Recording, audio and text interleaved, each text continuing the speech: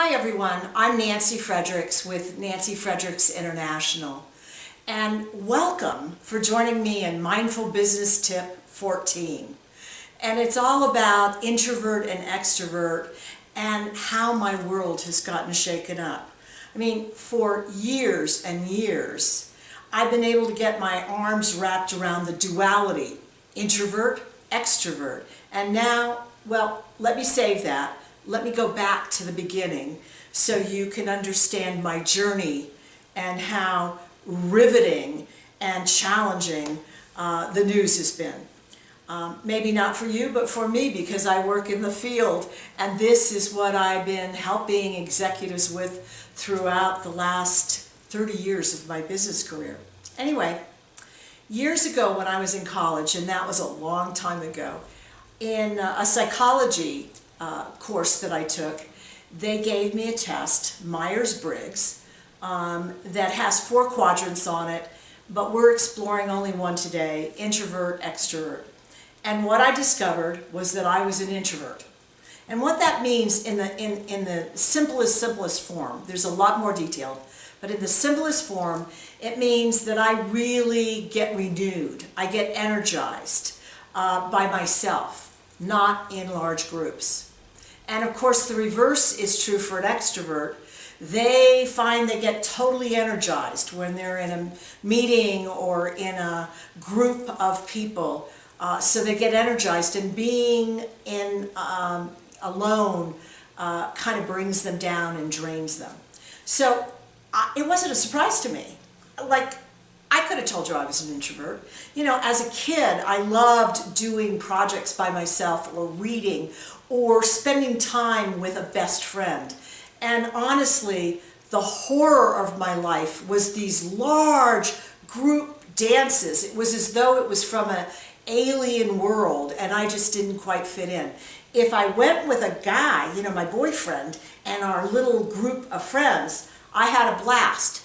But when I wasn't dating anyone and had to go by myself, or chose to go by myself, honestly, I was a wallflower because I just couldn't get connected in this alien environment. So it was no surprise to me that I was an introvert. It may be to those of you who know me in person.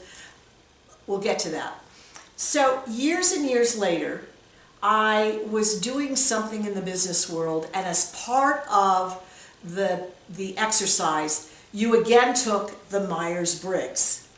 And lo and behold, I had shifted from being deep into introvert. I mean, you could barely go any further introvert than where I tested out in college.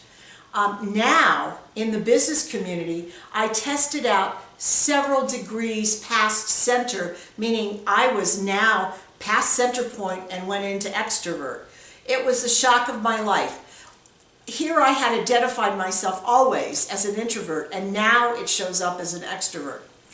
And I said to myself, what happened? How could I shift like that? Because truly all of the material I read, and by the way, Myers-Briggs was first introduced in 1940, and all the material I read said, you know, you had a stable personality indicator throughout life. And here I had disrupted it because I had shifted from introvert to extrovert. And when I looked at what had transpired, what happened is that I believe in my world, results overtook introvert, because I had all these great ideas as an introvert in the organization of how to change a process or how to make something better. And I realized that unless I leaned into extrovert, unless I really became comfortable with living outside with a bunch of people that I may or may not know, my ideas were not going to be shifting the world at all, because they would remain in my head. And so because I had such a strong craving to create transformation and to make a difference, it forced me to get outside of what I was comfortable with, introvert. That's how I've explained it all these years. I felt pretty comfortable with that explanation, I want you to know. And recently, within the last several years, I've been reading, there's a third point on the spectrum that has never been discussed before, and it's called Ambivert.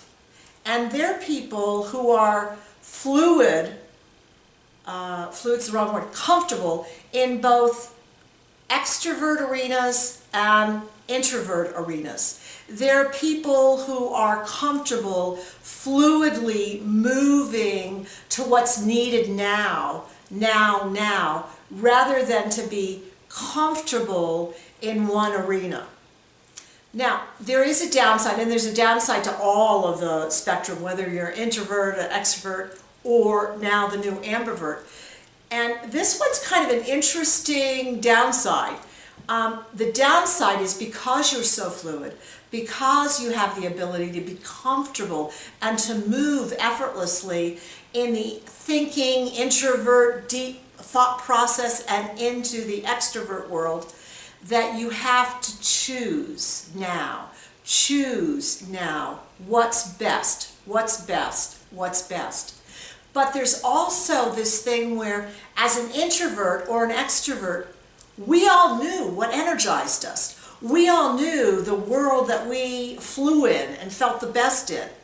Ambiverts don't have quite the clarity that as an introvert or an extrovert you always had. And I have to tell you that all through my career, I related to myself as an introvert who had gained comfort being an extrovert.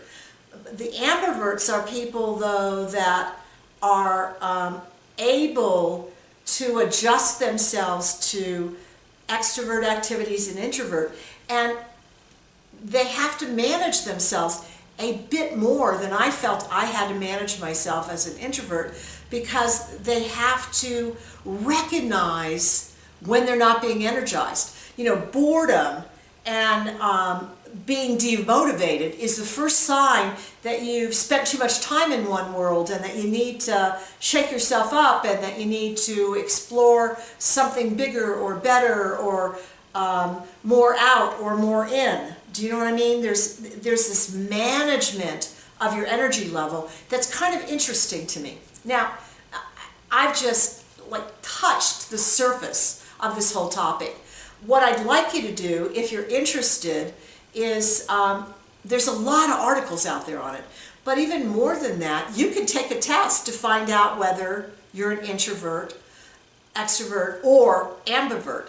And before I tell you where you can find that, I wanted you to know that Dr. Grant, this is shocking to me, Dr. Grant from Wharton, who's done a lot of research on this, believes that 3/4 of the population are ambiverts. So if you were like me, where you thought you were categorized in one level or another, you want to take this test that's online. And it's on Daniel Pink's website. And you probably are familiar with Daniel Pink because he's written a number of bestsellers, and perhaps you've heard about it or read one of his books.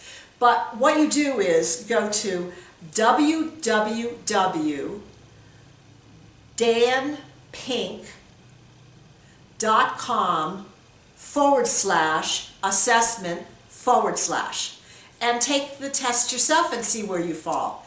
By the way, when I took it, probably no surprise to any of you that I am an ambivert. I'm one of those big 3/4 of the population.